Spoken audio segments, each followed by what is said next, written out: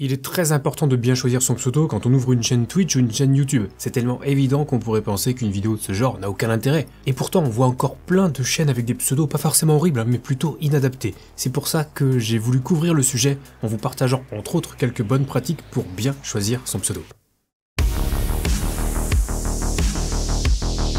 Oh là là, la gueule de vieux... Pardon. Choisir son pseudo nécessite un petit peu de réflexion parce qu'il va vous suivre un moment, que ce soit sur Twitch ou ailleurs. On peut le concevoir de plusieurs façons, soit comme un simple pseudo, soit plus globalement comme une identité ou une marque. Quand vous allez sur la chaîne twitch.tv/Pokémon, vous savez où vous mettez les pieds, vous savez que ça va parler de Pokémon. Alors je grossis volontairement le trait pour bien vous faire comprendre qu'on peut envisager la même chose, à une échelle plus modeste bien sûr, avec notre propre chaîne Twitch. On peut créer une identité qui nous est propre et transmettre cette idée via notre pseudo, et donc via le nom de notre chaîne. Ce qui aura pour conséquence de se faire reconnaître plus facilement. Donc on va voir quelques bonnes pratiques, du bon sens, quelques recommandations et quelques pistes pour bien choisir son pseudo, tout ça juste après avoir remercié le sponsor de cette vidéo que même Rivenzi connaît. Eh oui, c'est Owned. Owned.tv, c'est la plus grosse boutique en ligne pour les streamers. On y trouve absolument tout ce dont on a besoin. Alerte de stream, overlay, badge d'abonnés, émoticônes, mais on trouve aussi des bannières, des avatars, des panneaux de chaîne Twitch. Vous pouvez tout acheter séparément, vous avez aussi des packs complets, prêts à l'emploi. La plupart du temps, ils sont modulables, ça veut dire que si votre pote achète le même pack que vous pourrez quand même vous démarquer entre vous. Vous pouvez même trouver un pack qui collera parfaitement au jeu auquel vous êtes en train de jouer, c'est vraiment top. Et si vous réalisez vos achats sur owned.tv en passant par mon lien affilié, qui se trouve dans la description juste en dessous, je toucherai une petite commission et en prime, vous avec le code TomTom, vous aurez 50% de réduction sur tous vos achats, et j'ai bien dit tous vos achats. Bon, et comme je le disais, le pseudo va vous suivre, d'où l'intérêt de prendre en considération quelques bonnes pratiques. Alors certaines pratiques relèvent juste du bon sens, il faut pas que le pseudo soit trop court et surtout pas trop long. Encore qu'une simple syllabe pourrait convenir, mais un truc comme le gamer passionné vedette de Paname, c'est trop long, même si ça vous paraît évident là maintenant. Ensuite, de préférence, c'est toujours plus efficace quand un pseudo sonne bien, ou plus généralement quand il n'est pas compliqué à prononcer. Ça paraît tout bête, mais essayez de lire votre pseudo à haute voix et vous verrez s'il est simple à prononcer ou non. Et si vous-même instinctivement vous le raccourcissez pour mieux le prononcer, gardez la version courte. Ensuite, on va éviter le contenu sous copyright, par exemple évitez de vous appeler William Sorin, surtout si vous faites des lives cuisine. Pareil pour les contenus liés à un jeu, comme reprendre le nom de certains personnages, exemple avec Sephiroth 69 ou King Kratos. Même si vous êtes fan de Final Fantasy ou des God of War, le fait est que ce sont des marques ou des personnages existants, donc en les prononçant, on aura plus volontiers l'image mentale des marques ou des personnages que de vous, si vous choisissez un pseudo de ce type. Alors si possible, essayez de mettre aussi une majuscule au début de votre pseudo, c'est toujours préférable. Vous pouvez même en mettre plusieurs, les majuscules vont donner du relief au pseudo. Ça peut se faire très facilement sur Twitch, par exemple, on peut modifier la casse du pseudo, ça ne change pas la chaîne, juste vraiment l'apparence du pseudo, ce qui est quand même intéressant pour un pseudo composé de plusieurs mots. Genre, le mec cool, tout attaché, c'est un peu moins lisible qu'avec des majuscules, et du coup là je pense que vous comprenez l'idée. Ensuite on va essayer de faire preuve un petit peu de cohérence, par exemple si votre marque de fabrique c'est l'humour, alors un pseudo rigolo, oui, ça fonctionne, mais si vous traitez les sujets politiques comme Jean Massier sur Twitch, ça sera quand même moins crédible si vous avez une chaîne qui s'appelle Vive le Gaming. Autre exemple, si on a une chaîne Twitch sur laquelle on fait du montage de PC, c'est quand même plus intéressant de s'appeler sur PC plutôt que sur console. Et désolé pour l'idée du pseudo, mais c'est trop tard, il est pris.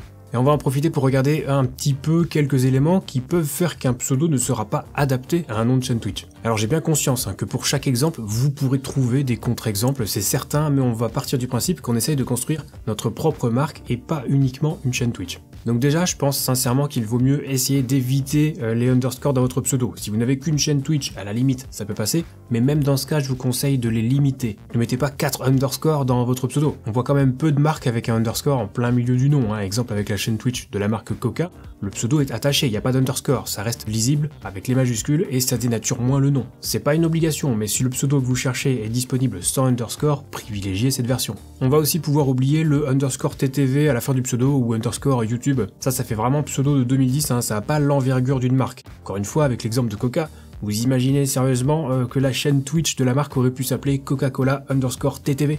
Évidemment non. Alors il y a quand même une exception je trouve avec le simple TV dans votre pseudo de chaîne Twitch. Si votre activité principale est bien le streaming, le TV vous identifie à cette activité, donc le retrouver un peu partout, même sur d'autres réseaux sociaux, c'est pas si gênant que ça. Ensuite on va éviter au maximum le lead speak, cette pratique qui consiste à utiliser des chiffres à la place des lettres. Alors là aussi, on peut réfléchir au cas par cas. Si le pseudo est déjà pris, envisagez de remplacer une lettre par un chiffre, pourquoi pas, ça fonctionne bien avec le 4 pour remplacer le A. À titre personnel, je trouve que ça fonctionne quand même beaucoup moins bien avec le 3 pour remplacer le E, ou pire, le 1 pour remplacer le L. Alors ça fera sans doute sourire les geeks, mais si ça empêche une bonne lecture, voire une bonne prononciation du pseudo, bah c'est peut-être pas l'idée du siècle. D'une manière plus générale d'ailleurs, si on peut éviter les pseudos avec trop de chiffres dedans, c'est pas plus mal. L'année de naissance ou le code postal dans un pseudo, on va pas se mentir, c'est pas fifou. Un chiffre ou un nombre, ok, CR7 par exemple, ça fonctionne bien, mais allez-y mollo avec les chiffres. Toujours dans un souci de lisibilité, on va éviter tous les caractères qui ne servent qu'à décorer entre guillemets le pseudo. Je pense au tristement célèbre X mis à toutes les sauces. Exemple avec le pseudo que vous voyez en ce moment à l'écran, bon,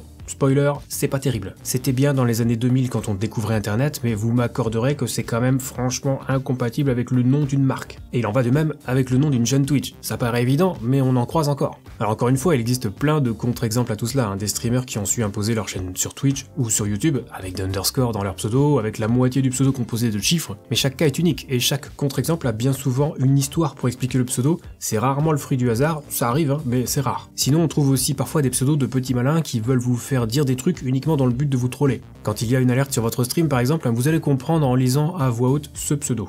Donc je vous laisse un petit peu de temps, mais là vous voyez qu'on est quand même dans une catégorie très particulière de pseudo. J'ose espérer que de vous-même vous n'aviez pas envisagé un pseudo de la sorte pour votre chaîne Twitch, du moins si vous avez un projet d'avenir. Là on est vraiment sur du troll basique, et je précise que je n'ai rien contre les Belges, c'était juste un exemple soft parce qu'on trouve parfois carrément des pseudos vraiment racistes, même si en théorie Twitch est censé désormais les supprimer. Mais un des objectifs en cherchant un pseudo, c'est de se projeter sur le long terme. Dites-vous par exemple que dans l'idéal, vous allez pouvoir être présent sur plusieurs réseaux sociaux. Pas forcément tous, mais un certain nombre. Donc réfléchir à un pseudo qui serait compatible avec plusieurs plateformes, c'est intéressant aussi. Si vous vous appelez Boris le Grand sur Twitch, essayez de pas vous appeler Boris le Petit sur TikTok. Encore que dans un projet un petit peu loufoque, on pourrait envisager des pseudos complémentaires, mais bon, là on part vraiment dans quelque chose d'encore plus complexe. Donc on va se contenter d'essayer de trouver un pseudo qu'on pourra récupérer sur tous nos réseaux. Moi par exemple avec mon pseudo TomTom sur Twitch, bon je suis un peu piégé parce qu'on m'identifie régulièrement à une marque de GPS. Sauf que ce pseudo, en fait je l'ai depuis 1999, donc c'est vrai que quand le TomTom Go est sorti en 2004 en France, j'avais un petit peu l'air fin, mais je pouvais pas le prévoir à l'avance, et à l'époque j'étais une forte tête et j'ai pas voulu changer. Du coup je me retrouve avec un TomTom sur Twitch, que j'ai d'ailleurs fait changer, parce que pour ceux qui se souviennent au tout début, mon pseudo sur Twitch c'était ZA-TomTom, mais j'ai changé parce que j'en avais marre qu'on dise ZA-TomTom au lieu de ZA-TomTom, ça m'énervait, et aller expliquer à quelqu'un comment ça se prononce à l'écrit, bref, TomTom sur Twitch, ZA_TomTom sur Twitter, ZA_TomTom tout attaché sur YouTube pour les VOD, pareil sur Instagram. Si je pouvais revenir en arrière, je pense que je modifierais mon pseudo pour l'accorder sur tous les réseaux, et on verra peut-être ça pour mon prochain gros projet. Voilà, petit leak au passage. Du coup j'ai trouvé un petit site sympathique si vous voulez vérifier la disponibilité d'un pseudo sur les réseaux sociaux, ça s'appelle Namecheck. Donc en allant sur le site, tapez simplement le pseudo de votre choix, lancez la recherche, descendez sur la page et cliquez sur le gros bouton Check Usernames. Il faudra quelques secondes de temps de vérifier tout ça, mais vous pourrez voir si le pseudo souhaité est dispo ou pas. Ça permet d'éviter de perdre un petit peu de temps, c'est très pratique. Sur ce même site, on trouve aussi un générateur de pseudo, que ce soit pour les réseaux sociaux, un nom de marque, un gamer tag, etc. Vous pouvez essayer, ça vous donnera peut-être des idées. D'ailleurs, je les détaille pas, mais je vous mettrai dans la description 2-3 liens d'autres générateurs de pseudo. Certains sont vraiment sympas et permettent de trouver un pseudo ou des idées de pseudo assez facilement. C'est très pratique si vous êtes en manque d'inspiration, et ça vous aidera peut-être dans cette fastidieuse démarche qu'est la recherche d'un pseudo qui vous suivra tout au long de votre carrière de créateur de contenu. Une dernière chose, c'est vrai qu'on a une tendance en ce moment qu'on retrouve maintenant avec la démocratisation de Twitch, ce sont les pseudos qui reprennent l'identité réelle d'une personne, ou plutôt d'une personnalité. Notez la nuance, parce que ceux qui font ça sont généralement déjà des personnalités. Comme Samuel Etienne par exemple, qui a pu nommer sa chaîne avec sa propre identité, parce qu'il est une marque à lui tout seul au final. Les exemples de ce type sont de plus en plus nombreux, mais notez que quasiment systématiquement, ce sont des personnalités déjà connues à plus ou moins grande échelle. Donc n'imaginez pas non plus que c'est le saint graal des pseudos. Si personne ne connaît Anthony Martin, pas sûr que la chaîne Twitch Anthony Martin change la donne. Et dans ce cas, autant se concentrer sur la recherche plus classique d'un pseudo, avec ou sans générateur. Et donc voilà pour ce sujet qui vous aiguillera peut-être, je l'espère, lors de votre réflexion, lors de votre recherche de pseudo. Si vous l'avez apprécié, n'oubliez pas le petit pouce bleu, vous pouvez aussi vous abonner à la chaîne et activer la cloche si le contenu de la chaîne vous intéresse. Vous y trouverez énormément de vidéos consacrées à l'univers du streaming. Si vous avez des questions génériques sur ce sujet, je vous invite à venir me les poser dès que je suis en live sur Twitch, la porte est toujours ouverte. Et pour les questions plus techniques, vous pouvez rejoindre le Discord communautaire Zero Absolute Gaming, lien dans la description évidemment, lisez bien les règles pour débloquer les salons d'aide et on vous répondra au plus vite. Sur ce, c'est la fin de cette vidéo, on se retrouve très vite pour la prochaine et d'ici là, bon stream.